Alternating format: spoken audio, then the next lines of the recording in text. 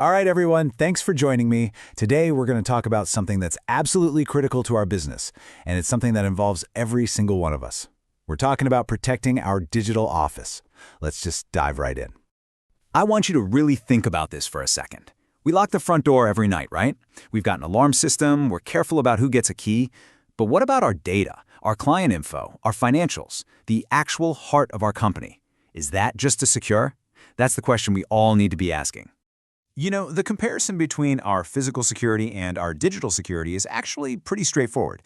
In the office, we protect things like file cabinets. Online, we're protecting our client lists. Physically, we use locks and alarms. Digitally, we use passwords and firewalls. But I want you to look closely at that last item under digital security. See it? It's you. You are just as important as any firewall or alarm system we have. You are a key part of our defense. So here's our game plan for this briefing. We're going to talk about your role, then I'll show you the blueprint we use for security, we'll look at how the bad guys actually get in, and then we'll finish up with the simple things you can do every day to keep us safe. Okay, so you wouldn't build a house without a blueprint, and it's the same for security. We work off a professional framework called the CIA Triad. And no, don't worry, it's not that CIA. It actually stands for confidentiality, integrity, and availability. These three concepts are the bedrock of everything we do to protect our information. So let's start with confidentiality. It's really simple. It's all about keeping our secrets secret. It means that data should only be seen by the people who are supposed to see it. Just like the HR manager is the only one with the key to the cabinet with salary info, only the right people should have access to sensitive client files. It's all about having the right keys to the right digital doors. Next up is integrity. This one is huge. It means making sure our data is accurate and trustworthy, that it hasn't been messed with. Think about this scenario. An invoice gets approved for payment, but what if someone could sneak into the system and change the dollar amount before it gets paid? That's a breach of integrity, and it could cost us real money.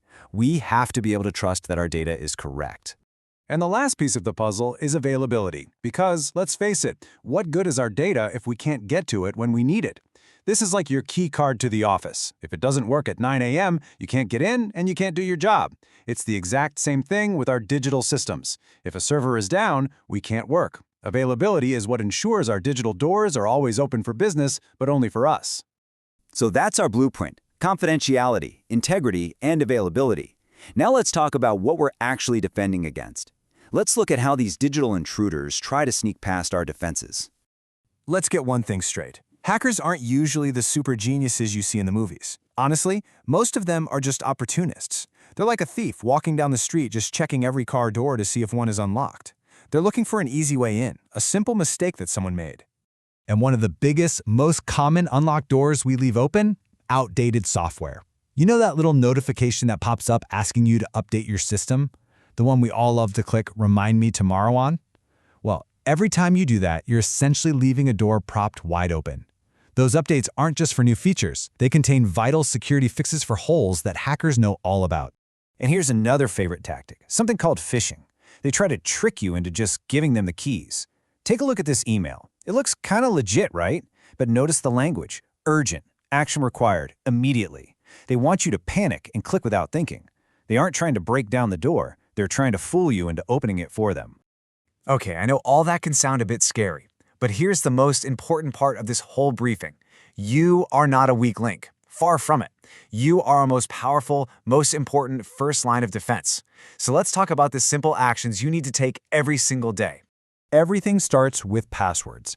And these three rules, they are completely non-negotiable. First, every single system you use needs its own unique, strong password. Don't reuse them.